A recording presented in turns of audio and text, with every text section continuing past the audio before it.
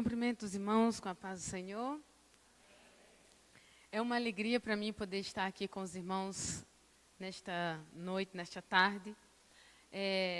Acho que alguns me conhecem, outros não. Eu sou a missionária Célia Mendes.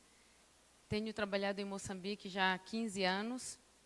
E, como eu dizia esta manhã, muitos irmãos têm acompanhado a nossa trajetória ali em Moçambique.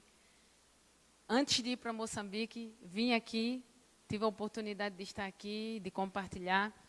E a igreja tem sido fiel em acompanhar o nosso trabalho ali em Moçambique. E se você lembra de como nós começamos, eu fui para Moçambique e trabalhei num orfanato que não era, e ainda não é da Igreja de Deus, mas fui para estabelecer uma ligação entre a Igreja de Deus aqui no Brasil e a Igreja de Deus em Moçambique.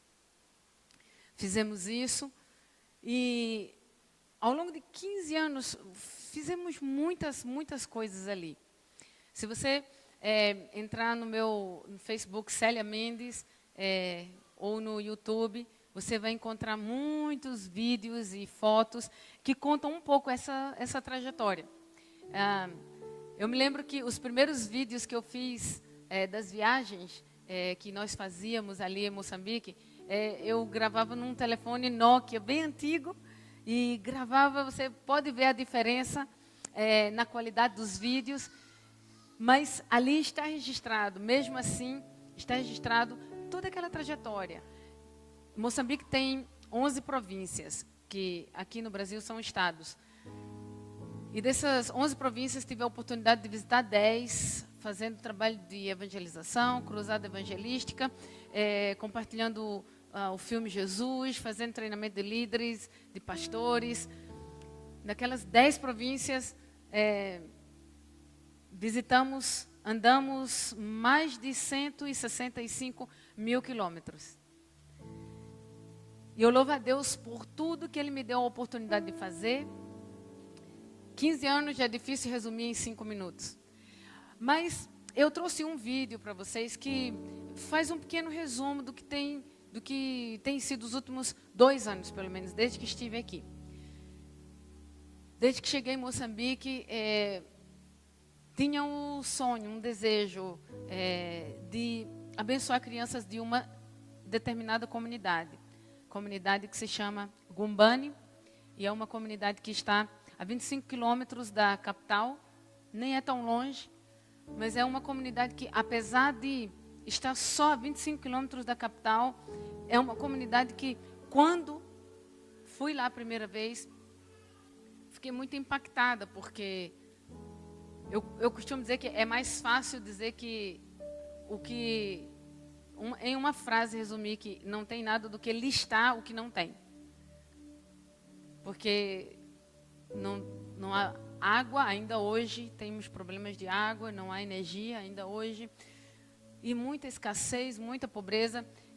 Agora é época de chuvas, e eu estive falando com o pessoal lá ontem, e não tem chovido. E o milho, e as pessoas ali vivem da agricultura de subsistência. Então plantam, e aquilo que conseguem colher, plantam esta época aqui, de outubro até janeiro, e fevereiro, ao fim de março, começam a colher. Se a chuva falha, não preciso dar muitos detalhes do que vai acontecer, né? Então, estavam me dizendo que o milho já queimou, e o amendoim, que é um pouco mais resistente, também não irá resistir. Essa é a comunidade que eu trabalho. Comecei a ir nessa comunidade em 2006. Não tinha intenção de plantar igreja lá, não tinha intenção de fazer projeto, mas quando fui a primeira vez, fui muito impactada com a realidade das pessoas, das crianças, as crianças muito pequenas. Crianças de 5 anos que eu pensava que tinha 3 anos, ou às vezes 7 anos, com um tamanho de 3 anos. E não foi fácil descobrir a razão. A nutrição é deficiente. E eu comecei a nutrir sonhos. Eu comecei a nutrir sonhos de ajudar com água, de ajudar com alimentação, de fazer alguma coisa pela comunidade. Mas não demorou muito e as pessoas começaram a pedir-nos para plantar uma igreja lá. Porque não havia igreja e eu acho que eu nunca ouvi isso antes, do próprio povo pedir para plantar uma igreja. E eu pensava, mas como? Porque eu já era muito, muito ocupada. Eu estava no orfanato já, eu fazia essas viagens evangelísticas, era envolvida no que aqui no Brasil, na Igreja de Deus, é conhecido como o SEM, Conselho Executivo Nacional. Na época, a igreja em Moçambique criou uma posição para me encaixar no SEM de Moçambique. Então, eu fazia parte do SEM e tínhamos reuniões muito constantes. E então, eu não via como eu podia... E trabalhava numa igreja, já tinha ajudado a plantar uma outra igreja. Então, enfim, eu não via como eu poderia ainda iniciar a plantar uma outra igreja. Mas as pessoas estavam clamando por isso. Então, a Mamã Maria de Fátima, que é uma pastora que por acaso esteve comigo aqui no Brasil já, nessa minha estada, esteve conosco na Convenção Nacional, ela foi primeiro. E começou a igreja numa casinha de palha. Começou com 5 mamanas, como nós chamamos, são as senhoras. As mulheres lá são chamadas de mamã. Então, com aquelas 5 senhoras, ela começou a igreja com oração. E depois eu estive orando, Senhor, manda um casal, manda um pastor, manda alguém para ajudar a Mamã Maria de Fátima lá em Gombani, e ajudá-la a levar esse trabalho. E o Senhor falou para mim assim, eu quero que você estabeleça os fundamentos daquela igreja. E eu, como, Senhor? Eu não via como eu podia encaixar mais aquilo no meu tempo físico, porque eu nem tinha dia de folga. Mas eu disse sim. Eu disse sim ao Senhor. E eu me juntei a ela, então começamos a igreja.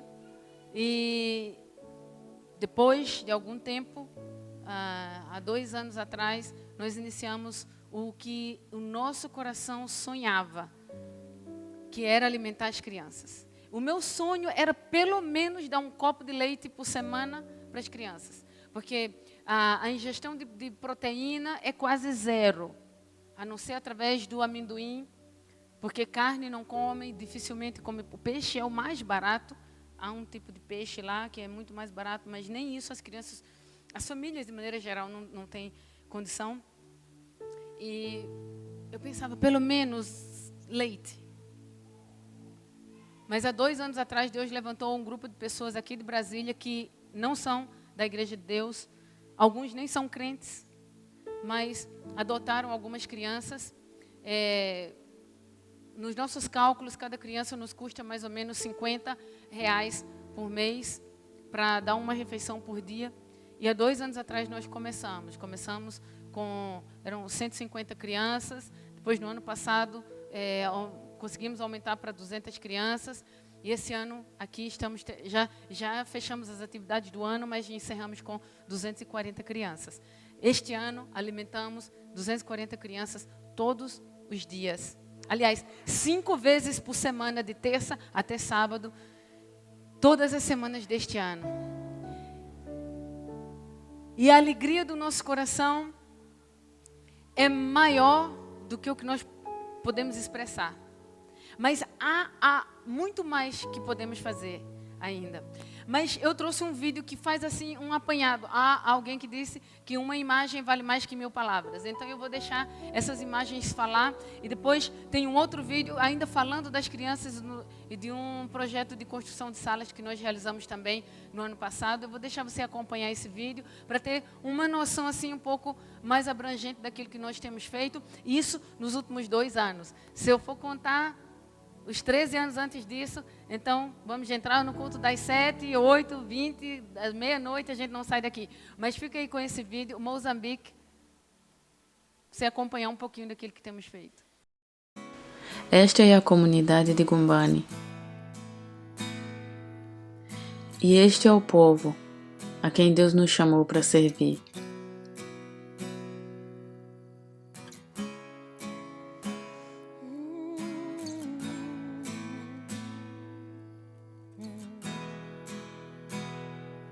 Desde 2006, temos trabalhado para trazer esperança, amor e transformação a essas pessoas.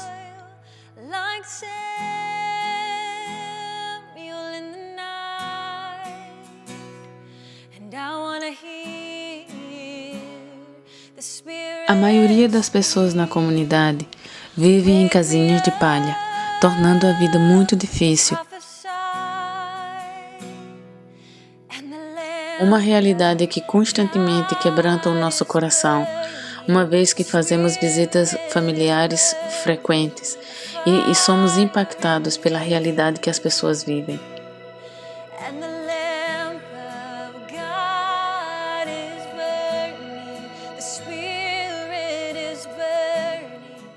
Este ano, através de uma milagrosa provisão de Deus, nós somos capazes de ajudar 12 famílias na comunidade, construindo casas em alvenarias e assim mudando totalmente a realidade do seu dia a dia.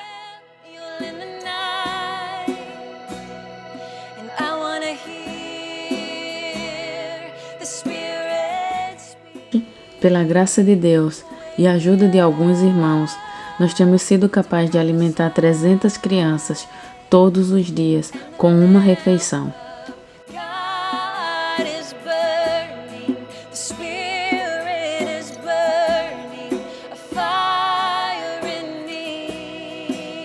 Essa é a diferença que você está fazendo aqui em Moçambique através da sua ajuda, da sua colaboração, da sua contribuição. Que Deus te abençoe.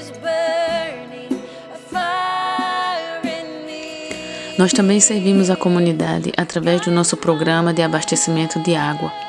Temos 5 torres espalhadas na comunidade, onde cada torre tem 5.000 litros de água por semana para ajudar a comunidade nas suas necessidades.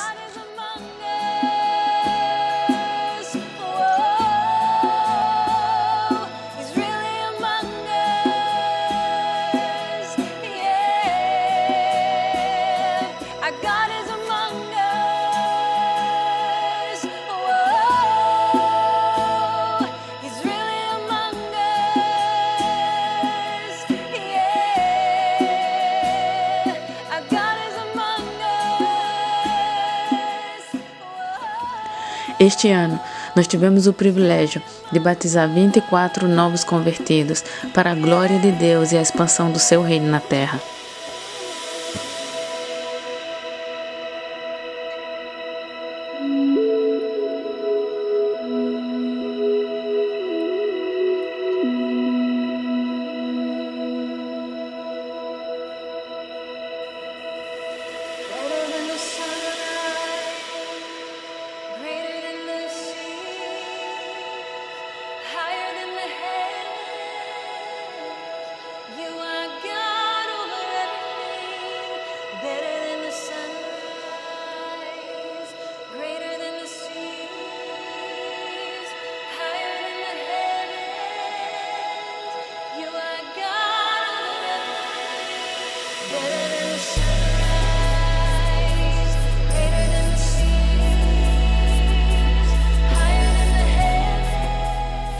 Hoje nós temos uma igreja viva, uma igreja vibrante, que ama adorar a Deus em oração e em louvor.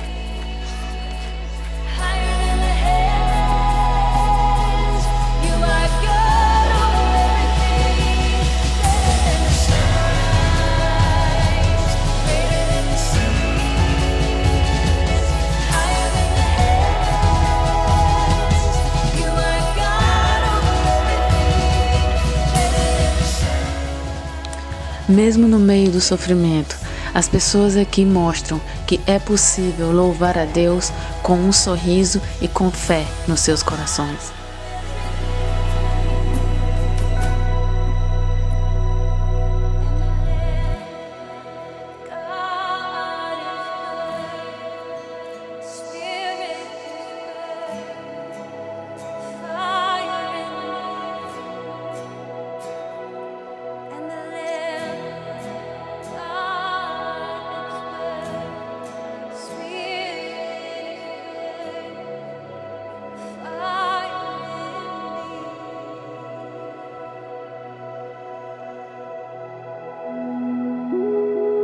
Você também pode fazer parte dessa história. Uma outra coisa que não está aqui neste vídeo é que na comunidade de Gumbani só há apenas uma escola. E esta escola, até o fim de 2016, tinha mais ou menos 640 alunos. Já era um número muito grande para o número de só tinha 3 salas de aula, com 640 alunos. O diretor da escola nos pediu para usar as 3 salas que nós temos na igreja. Nós abrimos as portas da igreja para que ele pudesse usar. Acabou usando também ali o nosso salão, mesmo sem paredes, mas as crianças sentavam ali no chão, mas pelo menos estavam abrigadas da chuva, do vento, porque mesmo usando as salas da igreja e o próprio salão da igreja, muitas turmas ainda estavam embaixo da árvore. E aquelas turmas que estudavam embaixo da árvore, quando chovia, não vinham para a escola, porque não tinham como estudar. E no início do ano passado, eu aceitei um desafio de fé. Eu pensei, eu não sou empresa, eu não tenho um grande sustento pessoal, e não tenho como, mas eu aceitei o desafio de construir 3 salas de aula para aquela escola. A escola não é da igreja, a escola é a escola da comunidade, a escola do governo, mas eu, quando caminhava assim pela escola, eu via as crianças estudando assim embaixo da árvore, aquilo me incomodava profundamente. Então, eu comecei a orar por isso. Eu e a mamãe Maria de Fátima, nós começamos a orar. E tive a oportunidade de ir no início do ano passado aos Estados Unidos e tentei bater algumas portas, falar em algumas igrejas, apresentar a necessidade, apresentar o projeto, e não tive resposta. Mas há uma coisa que eu falo nesse vídeo que eu vou mostrar agora para você, é que onde há fé e onde há visão, a minha experiência, eu não sei se acontece com todas as pessoas, mas a minha experiência é que onde nós damos um passo de fé, com visão, sabendo para onde é que nós estamos indo, Deus sempre vem com provisão. Eu tenho experimentado isso, porque isso que vocês viram aqui, construção de casas, um caminhão, nós temos um caminhão que abastece a comunidade, e quando eu olho para o que entra para mim por mês, não é possível fazer. Não é possível. Eu, sozinha, não poderia fazer nada disso que vocês viram aqui. Porque muitas vezes a gente fica olhando todos os dias na conta. Será que entrou alguma coisa? Será que entrou? Para as nossas necessidades básicas. Então, assumir um desafio de construir 3 salas que custaram $20 mil é algo maior que eu. Mas eu não tenho medo de coisas que são maiores que eu, porque o meu Deus também é maior que eu. E Ele me deu esse desafio, colocou esse desafio no meu coração. E eu disse, eu assumo. E no meu último fim de semana nos Estados Unidos, quando eu já pensava que não foi dessa vez, um pastor amigo meu disse, olha, não é da Igreja de Deus, mas disse, nós vamos ajudar com as salas das crianças. Voltei dos Estados Unidos com $10 mil, faltava ainda 10 mil, mas eu pensei, Deus não é Deus de deixar as coisas pela metade. Se Ele proveu a metade, eu vou começar. E falei com o diretor, eu disse, olha, aqui nós temos esse valor e não temos todo o valor, mas eu creio que Deus vai prover. Comecei, quando chegamos no caimento para colocar o teto, Uma outra igreja, uma igreja de Deus de Carolina do Norte, ajudou com $5.000 e aquela mesma igreja mandou mais $5.000. Concluímos as salas, essas que vocês vão ver agora. Não para. Para mim, já faz muito tempo que estou no Brasil e estou contando os dias, quase as horas de voltar.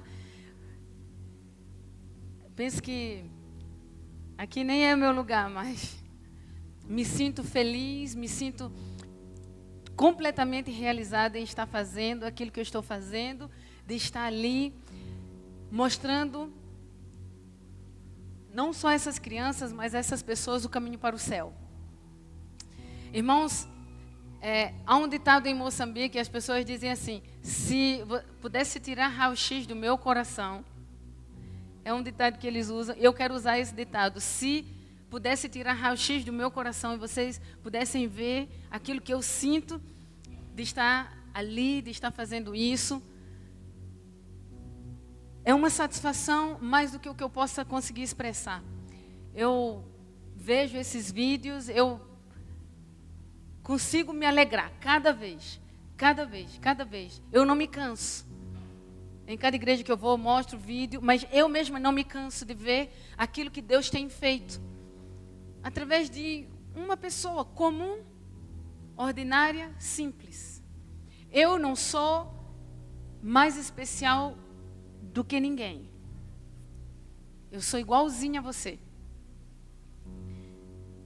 Mas um dia eu disse sim para Deus.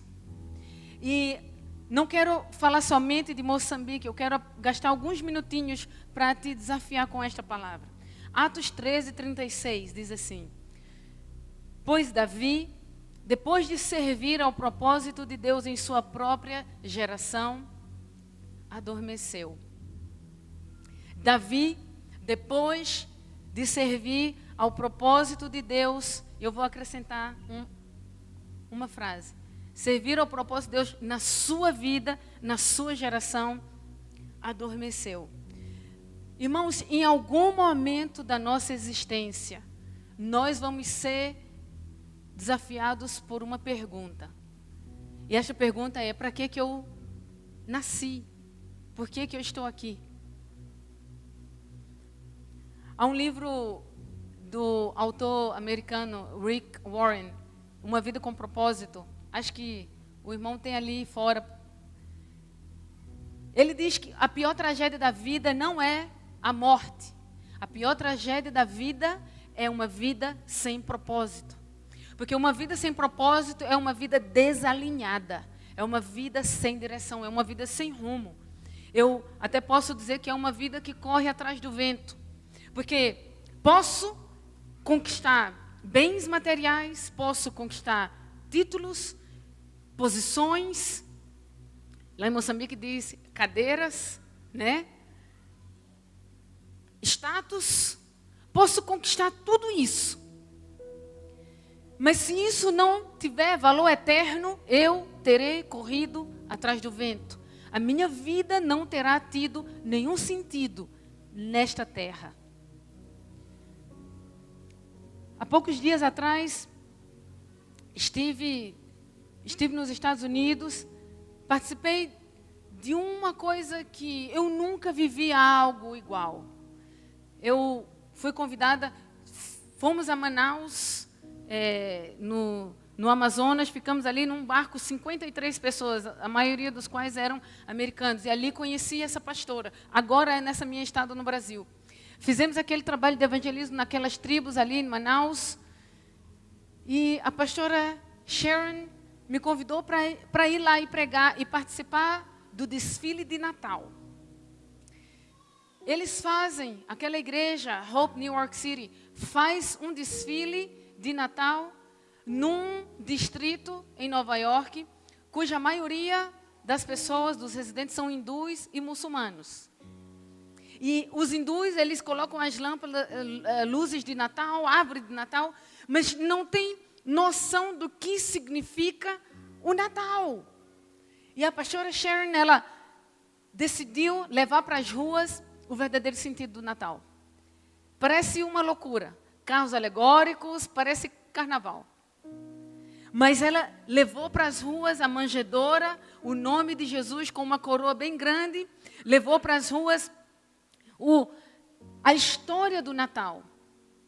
E no fim do desfile, há um carro com uma cadeira, Papai Noel sentado, e tem ali dizendo, venha receber um presente do Papai Noel. As pessoas seguem aquele carro, chegam no pátio da igreja. Domingo passado, a esta hora, estávamos lá. 5.000 pessoas no pátio da igreja, a maioria hindu. Estratégia de pesca. E ali, ela tem um grupo de pessoas que cantam as músicas de Natal e uma peça, um drama rápido, dizendo que por isso os cristãos celebram o Natal, porque Jesus veio, ele nasceu. Mas olhando a coragem daquela pessoa, daquela pastora, é desafiador. Uma pessoa que foi criticada por outras igrejas, as maiores críticas não vieram de fora, vieram de dentro. Foi criticada por outras igrejas de como pode fazer fantasias e essas coisas assim. Mas muitas pessoas aceitaram a Jesus ali neste domingo passado. Inclusive uma senhora que parei do lado, uma hindu, e fez questão de dizer, eu sou hindu, mas eu ouvi o som, eu estou maravilhada, como pode? Aquela senhora hindu na igreja. E eu penso, assim como nós lemos aqui sobre Davi. Davi foi um homem que viveu uma vida contrária às expectativas da sua volta. A pastora Sharon está fazendo algo totalmente contrário àquilo que é a expectativa, até mesmo da própria igreja. Mas tem alcançado pessoas que não seriam alcançadas de outra forma.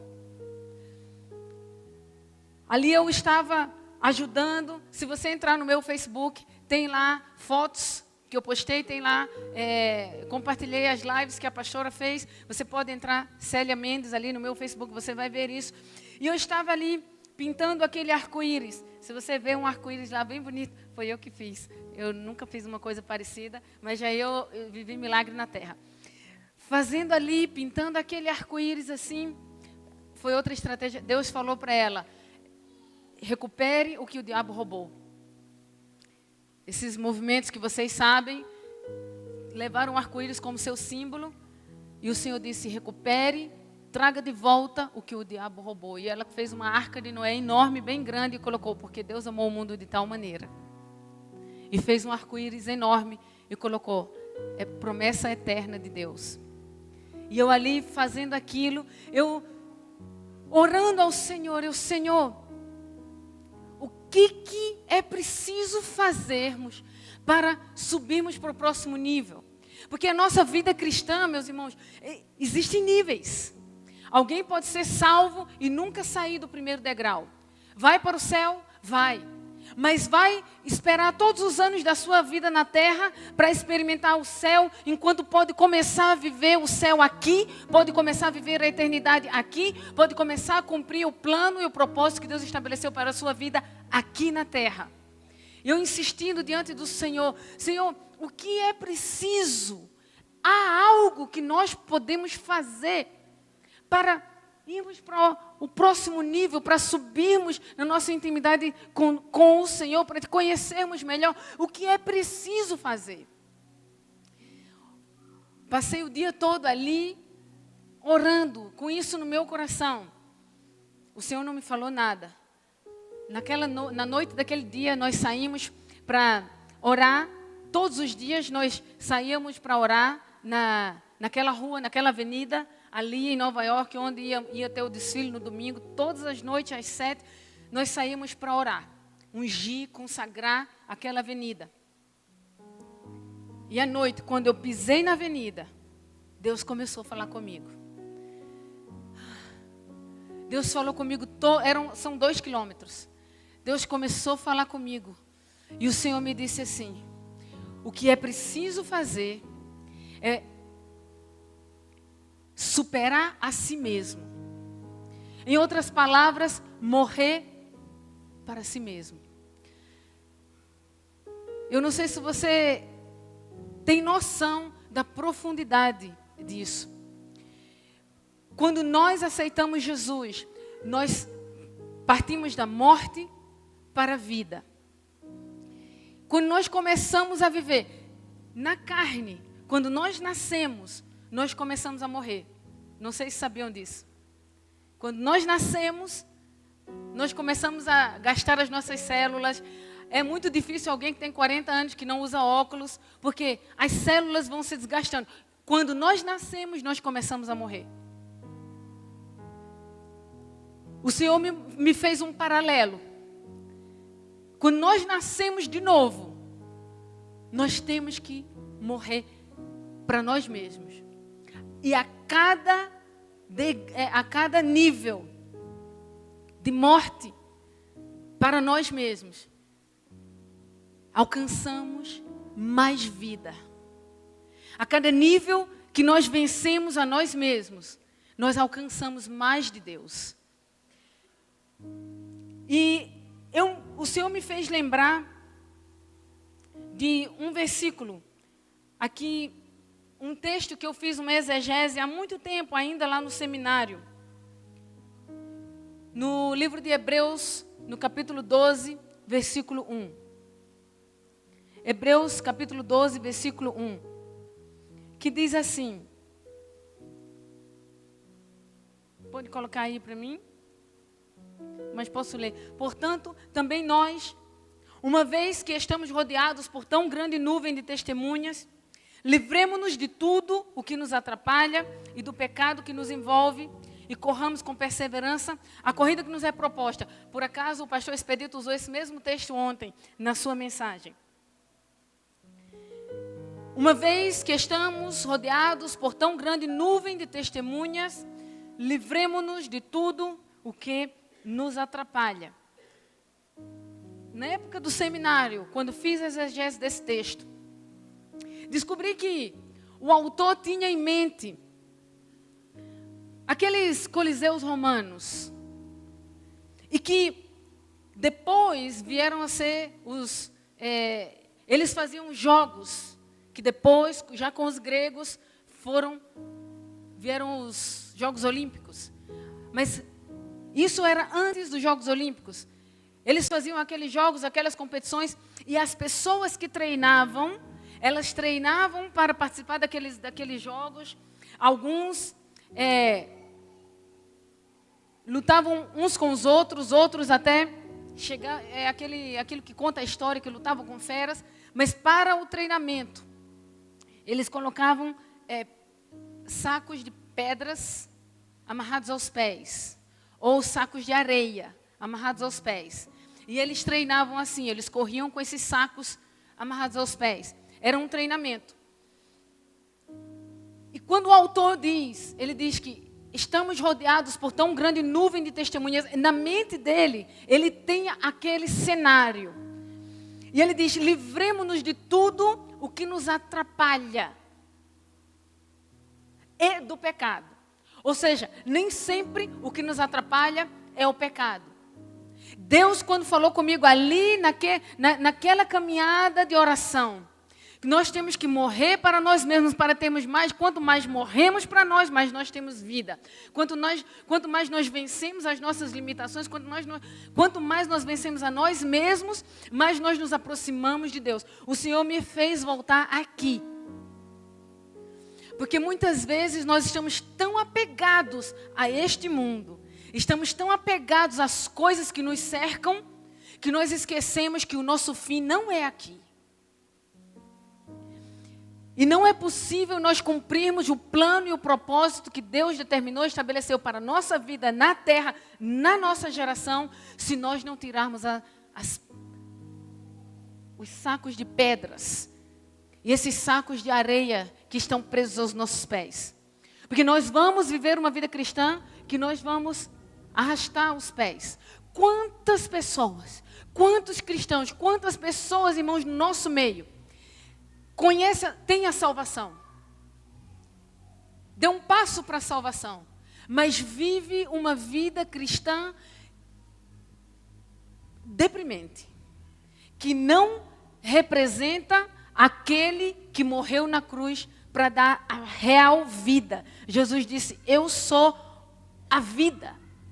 Eu sou a vida. Mas muitos de nós, mesmo tendo a salvação, mesmo tendo a certeza que vamos para o céu, vivemos uma vida que não representa a vida.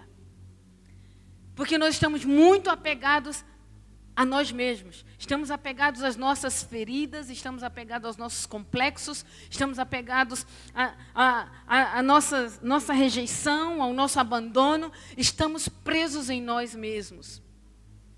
O Senhor me deu também ali uma ilustração do balão, aquele balão de ar quente. E eu fiz uma ligeira pesquisa sobre o balão. O que é preciso para o balão subir? Para que o balão suba, tem que haver um perfeito alinhamento entre a temperatura do ar externo, a temperatura do ar interno e o peso. Sabe o que levanta o balão? É fogo. É uma chama de fogo queimando ali. Mas por mais que haja fogo, se o balão estiver mais pesado do que deve, o balão não vai subir. Não preciso lembrar aos irmãos que na Bíblia o Espírito Santo, o fogo é uma ilustração do Espírito Santo. E eu fui muito longe aí pensando de que quantas vezes nós somos tomados, nós até somos cheios do Espírito Santo, mas nós não conseguimos sair do lugar. Porque o peso que está em nós, que muitas vezes não é necessariamente o pecado, mas o peso que está em nós, ou seja, nós mesmos. Nós estamos obesos emocionalmente. E este peso, por mais que o Espírito Santo se mova, por mais que o Espírito Santo se manifeste, este peso que nós estamos com esses sacos de pedras amarrados nos nossos pés, nos impedem de viver uma vida plena e nos impedem de cumprir o plano e o propósito que Deus determinou para a nossa vida na terra, nesta geração. Nós temos que cortar estas bagagens. Nós não vamos entrar no céu com bagagem. Irmãos, em qualquer viagem, há limite de peso.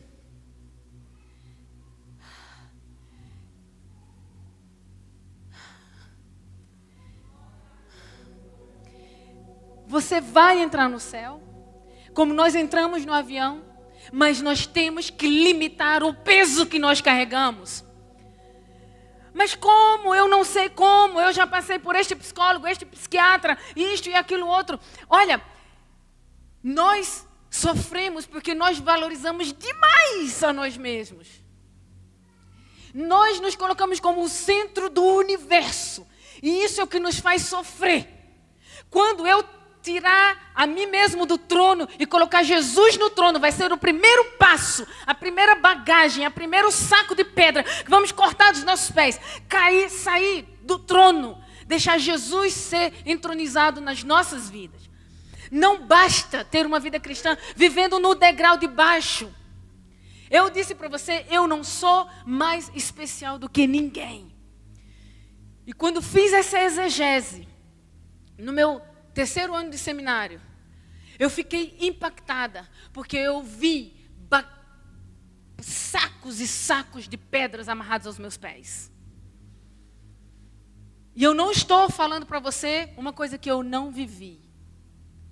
Vivi com muita dor e muito sofrimento, sentindo que eu poderia voar, mas eu não conseguia nem andar. Mas fui colocando diante do Senhor, Senhor, toma o senhorio da minha vida. Eu quero morrer para mim, para que eu possa me encontrar mais contigo. Eu tenho um conceito diferente de humanidade. As pessoas dizem assim, eu pequei porque sou humano. Negativo. Para mim, quanto mais humano, quanto mais próximo de Deus eu me chego, mais humano eu me torno. Porque Deus criou o ser humano perfeito. E Jesus veio como uma ilustração perfeita da humanidade. Quanto mais próximo de Deus eu me torno, eu me achego, mais humano no seu verdadeiro sentido e na sua mais pura forma eu me torno. Jesus foi este ser humano perfeito, resgatando a humanidade perfeita. Então, O segredo está em nos aproximarmos de Deus e sairmos do trono. Cortarmos essas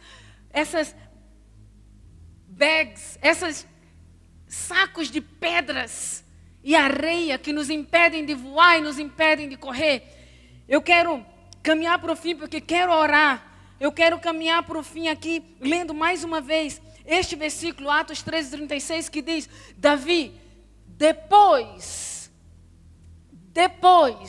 de servir ao propósito de Deus para a sua vida, na sua geração, ele morreu.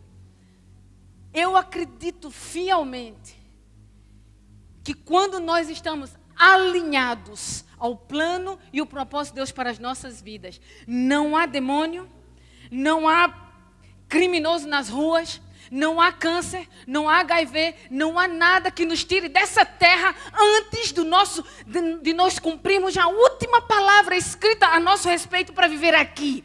Porque quando nós estamos alinhados, o peso é o ideal para que o fogo nos leve para cima. E para que o vento nos guie. O balão, ele para subir precisa de fogo e para andar precisa de vento. Quando nós estamos perfeitamente alinhados, nós vamos subir e nós vamos para frente. E nós vamos cumprir o plano e o propósito que Deus estabeleceu e determinou para as nossas vidas nesta geração. Meu irmão, fica de pé. Fica de pé e coloca diante do Senhor agora. Eu não conheço a sua vida. Eu não sei que tipo de sacos de pedras tem te impedido de voar, tem te impedido até mesmo de andar. Eu não sei, mas você sabe. Começa saindo do trono você mesmo. Deixa Deus entrar no trono. Deixa Deus estar na cadeira de governo da sua vida. Eu te digo, eu te dou certeza de que você não vai deixar esta terra antes de se alinhar e de cumprir o plano e propósito que Deus estabeleceu para a sua vida.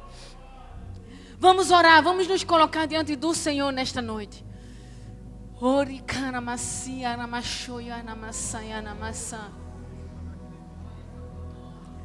Oh Senhor, aqui estamos, Senhor.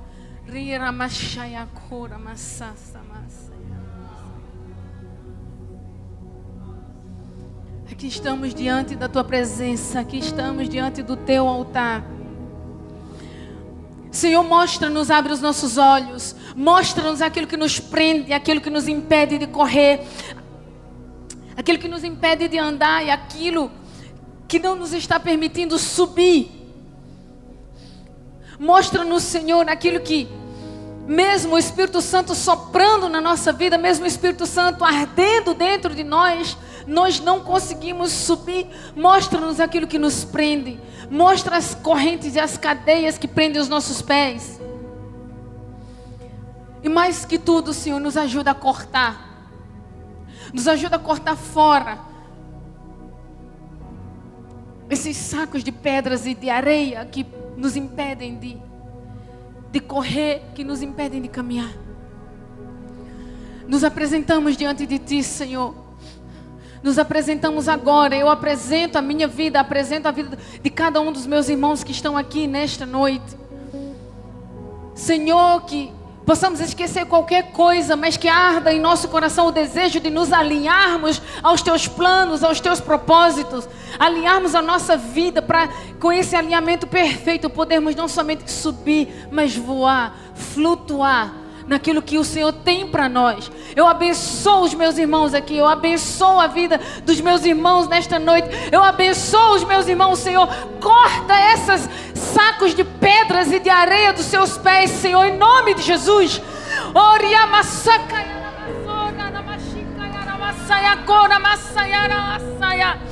Espírito de Deus, vem e opera. O Senhor quer nos fazer subir, o Senhor quer nos fazer flutuar sobre a face das águas. O Senhor quer nos fazer cumprir o plano que o Pai determinou para nós. Nos ajuda, ajuda o Teu povo. Eu abençoo o Teu povo aqui. Eu abençoo a vida de cada um dos Teus filhos aqui nesta noite. Eu abençoo os meus irmãos, eu abençoo as minhas irmãs.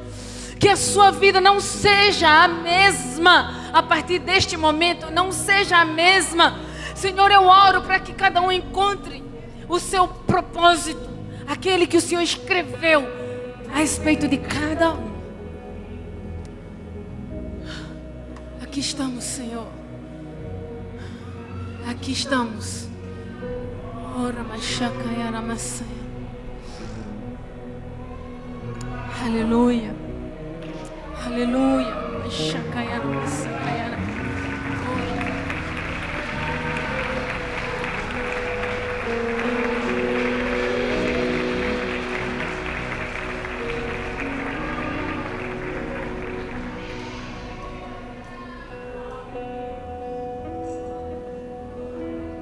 Se você quiser glorificar o nome do Senhor, se você quiser dar liberdade ao Espírito Santo, eu vejo correntes se quebrando, eu vejo embaraços que estavam na sua vida sendo retirados pelo mover do Espírito Santo.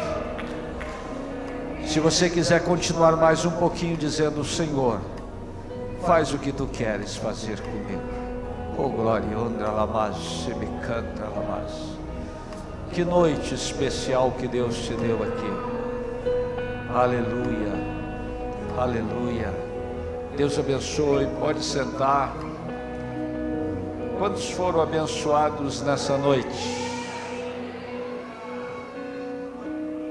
Glória a Deus. Talvez depois do que você viu, depois do que você ouviu, você fica pensando: Deus, como eu gostaria de investir no projeto que a missionária Célia Mendes está à frente.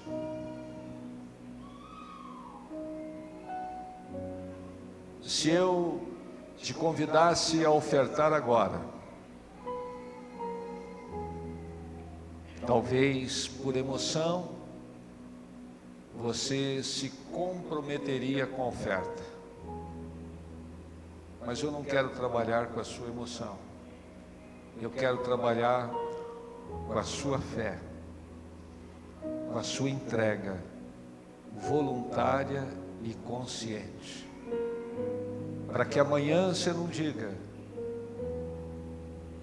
eu fui induzido a fazer o que eu não queria. Eu quero que o Espírito Santo possa te conduzir, como ela disse nesse balão. Mas eu também não quero tirar o seu privilégio de investir num projeto tão glorioso como esse. Nesses envelopes que nós temos aí, existe uma linha que está lá: oferta de missões. Você pode escrever no envelope o seu nome, pode escrever no envelope: a minha oferta é para a missionária Célia e é para Moçambique. O nosso tesoureiro, ele tem a conta dela, ele tem o contato dela. Você não vai entregar para mim, você vai entregar no meio das ofertas. Talvez nem ninguém fique sabendo que você ofertou, às vezes nem eu fique sabendo, mas o tesoureiro vai ficar sabendo, e ele vai enviar para Moçambique a sua oferta. Eu estava ali e uma irmã chegou e falou assim: pastor, eu não sou membro dessa igreja, eu sou uma visitante, mas eu trouxe minha oferta, trouxe meu dízimo. Ela faz isso constantemente, e ela falou de um propósito que Deus está colocando nela, de um projeto missionário. Eu quero que você comece a se sentir livre dos embaraços para investir no reino de Deus. E se você quiser, faça isso. Nós temos crianças lá para serem alcançadas. Os projetos da missionária Célia, termina um e ela tem outro caminhando. Então, se você quiser, faça isso. Talvez não vai ser hoje, pode ser na próxima reunião. Por falar na próxima reunião, nós vamos estar aqui na terça-feira, 20 horas. Nós estamos num ministério que envolve voluntários, pessoas que querem fazendo a diferença dentro e fora da igreja, dentro do Guará, e isso exige uma disciplina. Primeira disciplina é você estar conosco na reunião, porque trabalhar junto é um desafio. Ela estava ministrando e eu chorando de emoção, porque esse negócio mexe com a gente. Porque essa menina, ela deixou os embaraços para servir a Deus.